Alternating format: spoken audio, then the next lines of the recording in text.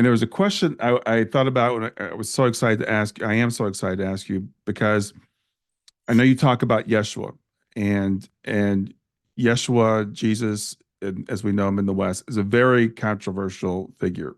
I was raised in fundamentalist Christianity. We were taught that Jesus is the one that died on the cross for our sins, etc.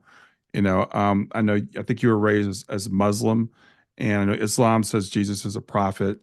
And so Jesus, and I was thinking about this 2,000 years ago, Jesus asked his disciples, "Who do you say that I am?" And 2,000 years later, we're still asking that question. Who is Jesus? So if I were to ask you, who is Jesus, what would you say? Pure light, pure love. That's what I would say. Yeah, it's interesting to me. Allowed, he allowed, he allowed Brian of that light of love to radiate in his form. That's a mastery. Yeah. Um, that allowing, and when I was on the other side, he never told me go be a Christian. He never told me go follow religion. He never told me to go change the world. He never told me go save people. He never said that to me. He showed me, he gave me an experience Mm. what that Christ love is. He said, go be it.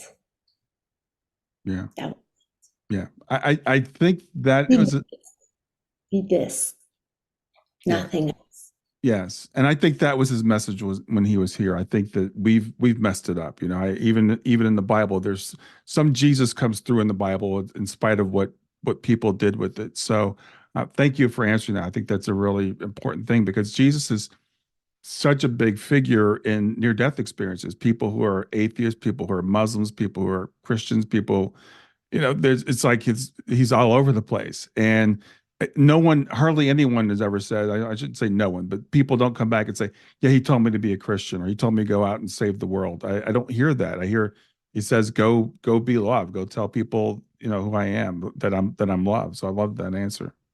And the other thing was, it wasn't about him.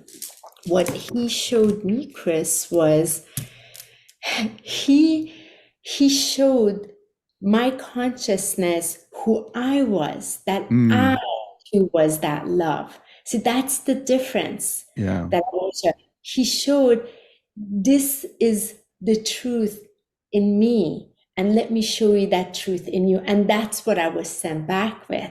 He Oh said, man. go be that. And and that's what I was sent to embody. So my entire last 12 years has been the muscle of embodying. What is it like to embody that luminosity that I already am in this form? Mm, What is that walk like? The walk of alchemy. What is that? Where it's alchemized, it's embodied. That means it's in everyday life. It is about how I answer this phone. Can that love emanate through? It's when I go to the grocery store at the checkout. Is that light of love radiating through me as even I'm using change or credit card processing?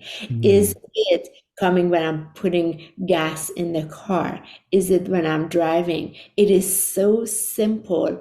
It is so simple. It is the conscious awareness of itself that is being invited. And most importantly, am I able to embody it by facing the most difficult, heart-wrenching situation and allowing that light of divinity that I am, that light that I already am, I am that awareness that I am, to be facing, encountering, meeting this situation with that love so mhm. that it can become also engulfed in this sacred flame of love. Yes. That's the walk of mastery. And that's what he was able to deliver and continuously here, live it. It's possible. And so many of you will do it greater. Here it is on the planets, all these souls reincarnated. We already come with it. We don't have to create it. Can we just allow it? That's all. And that's where that incredible gift, because there's enough problems on earth. We already know it. Nobody needs to say anything. We see it. Can we allow love to consume these problems so they too are pardoned into the light? Do you like what you just saw? Watch the full video now and make sure you like and subscribe to see even more great videos from me.